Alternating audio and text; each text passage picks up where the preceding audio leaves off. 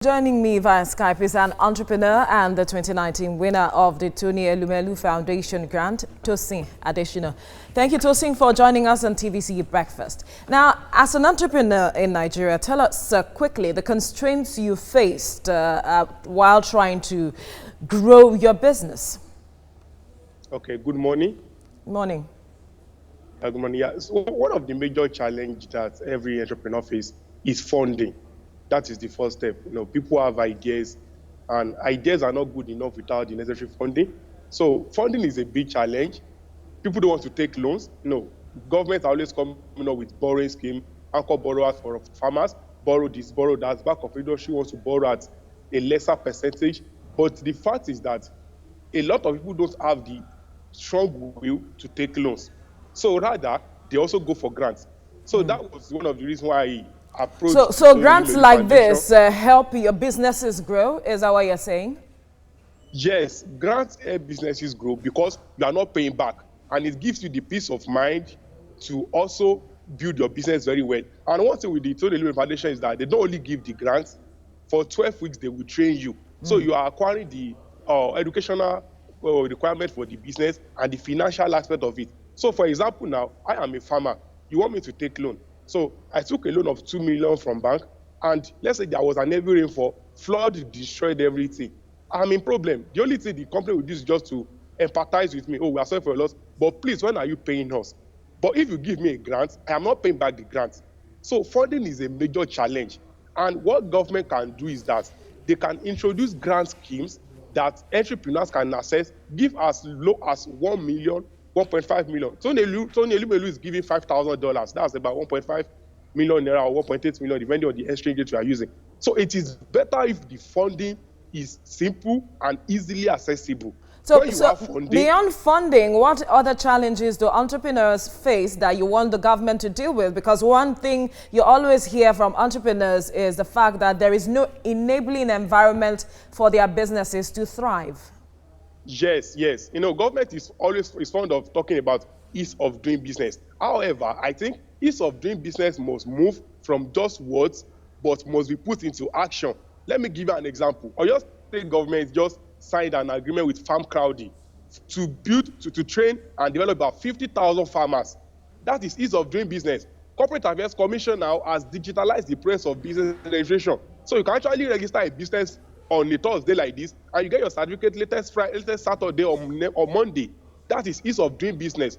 And what we are saying is that for ease of doing business to be very effective, one major constraint that government must address is the duplicity of taxes. State government will tax you, federal government will tax you, local government will tax you. Anybody will just come, they give you tax. In fact, a company that is here to make 1 naira, they give you taxes that, okay, you are owing off 50,000. Some of these taxes are even backdated before you start your business.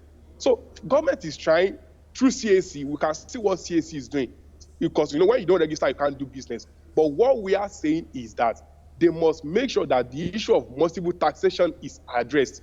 And for government-owned financial institutions like Bank of Industries, Bank of Agriculture, and other banks existing at the moment, they should make sure that their rates are very low for people to access. Ease of doing business is actually not about just talking about what. The environment must be conducive. Now, we are talking about, government always talk about free trade zone. How many upcoming entrepreneurs can afford to go to a free trade zone? No. Operating in a free trade zone for some people is actually like operating in a normal environment. But what we are saying is that ease of doing business must move from words into action. They have started with CAC. We are seeing it at the federal level. They should do more with other regulatory agencies too.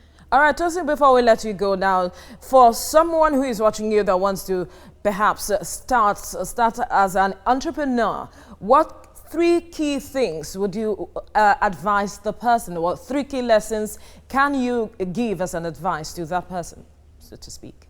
Okay, the 3 key lessons. First one is that your business idea must be innovative. You need to have an idea that is innovative because it's a very big competition. So you need to come with innovative ideas. That's 1.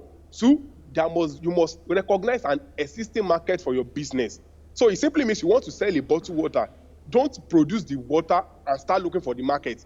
Look for a market of people that need the product you want to produce. The moment you know you have this market already, sell it to them. For example, now, I'm selling jam pass question. That's an example. It simply means I need to look for students in SS3 that needs to buy jam questions, not about me producing an item that nobody will buy. The third thing is that your idea must be scalable.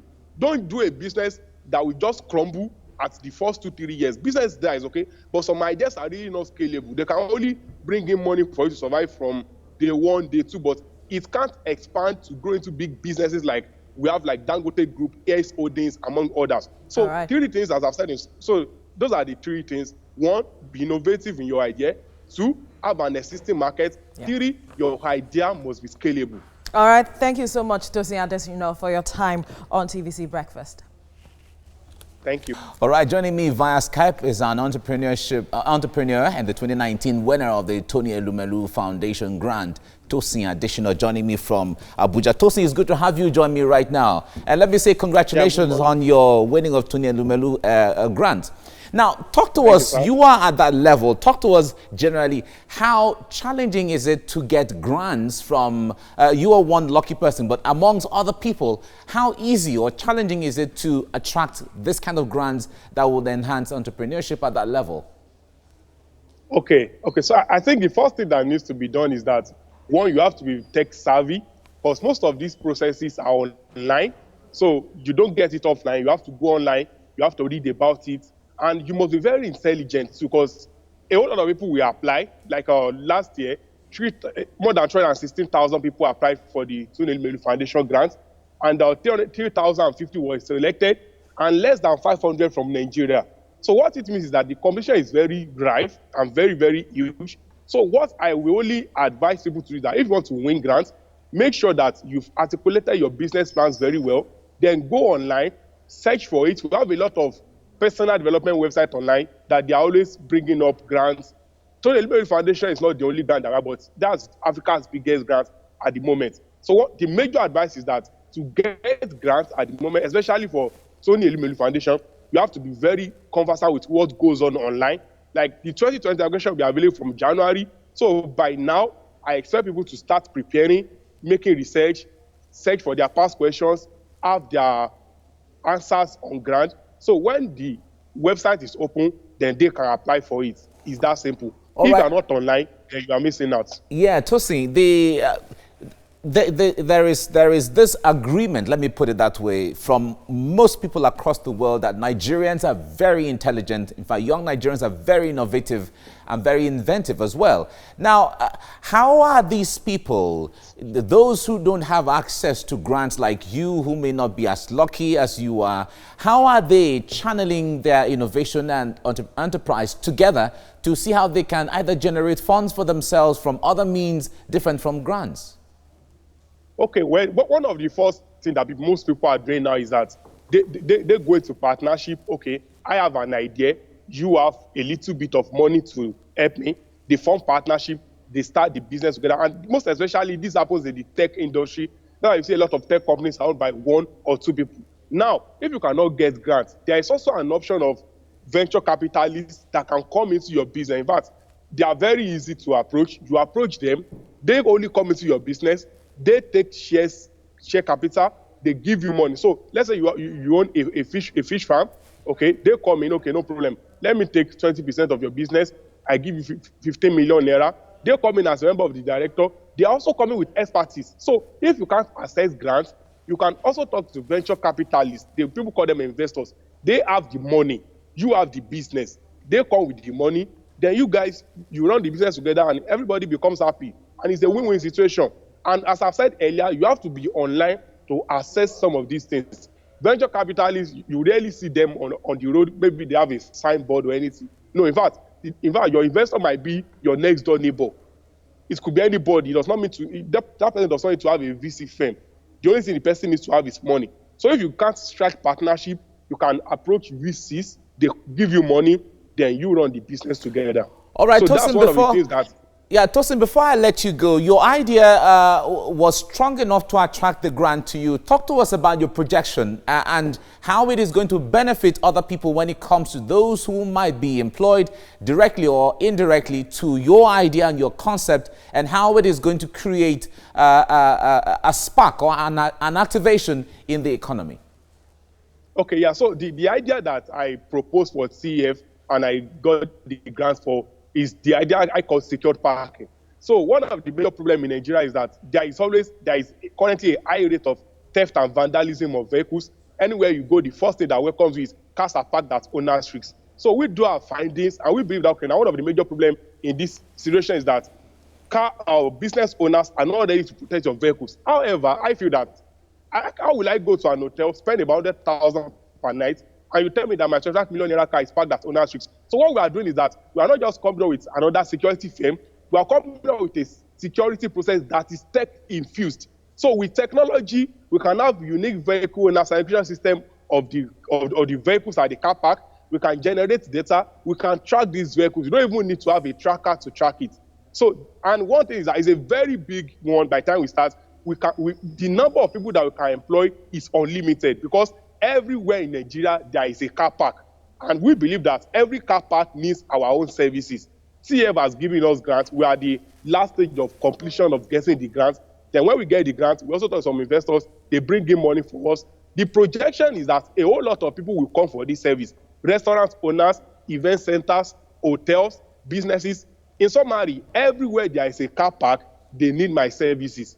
So what we are doing is that, our projection is that by the time we start the business, car theft and vandalism will be a thing of the past in Nigeria. Because today you can park your vehicle somewhere, you go in for maybe a lunch. Before the next 20, 30 minutes, someone has accessed your vehicle, your brain burst. All right, Tosin, because of time, I have to leave you here now. It's quite interesting to listen to you and your ideas. Thank you very much. Thank you. We hope to have more time to listen to what you're doing. Thank you. Right. All right, Tosin Adesina there, the winner of the Tony Elumelu Foundation grant. It was really interesting. An entrepreneur and the 2019 winner of the Tony Elumelu Foundation grant, Tosin Adesina. Thank you, Tosin, for joining us on TVC Breakfast. Now, in trying to grow the entrepreneurial sector, so to speak, how crucial or critical are issues like grants to helping develop that sector? Okay, the importance of grants in developing the sector is that it makes it easy for entrepreneurs to kickstart their dreams. Now, we have thousands and millions of Nigerians out there. They want to start their business, but what is holding them back is the absence of money to start. So what government can do is to make sure that grants are available. And we are not just saying that government should start a grant system or create a new ministry or a new commission. They can partner with the Tony Elumelu Foundation. Currently, WHO, ICRC, and some other organizations, they have partnered with the foundation to support entrepreneurs across the country, across Africa. So what we can do now is that state governments, they can partner with the foundation. We have 20 state governments. If each state is committed to sponsoring, 1,000 entrepreneurs annually, these 1,000 entrepreneurs will be given $5,000 to start their business. So 1,000 in 36 states, we are talking about 36,000 entrepreneurs annually coming out of Nigeria. With this, we are going to close the poverty gap, because when people start businesses, they don't start alone. They have to recruit people. So when you release 36,000 entrepreneurs, indirectly, you are actually releasing more than 100,000 jobs into the economy. So it is important government partner with a foundation like Tony Elumelu Foundation and other existing ones.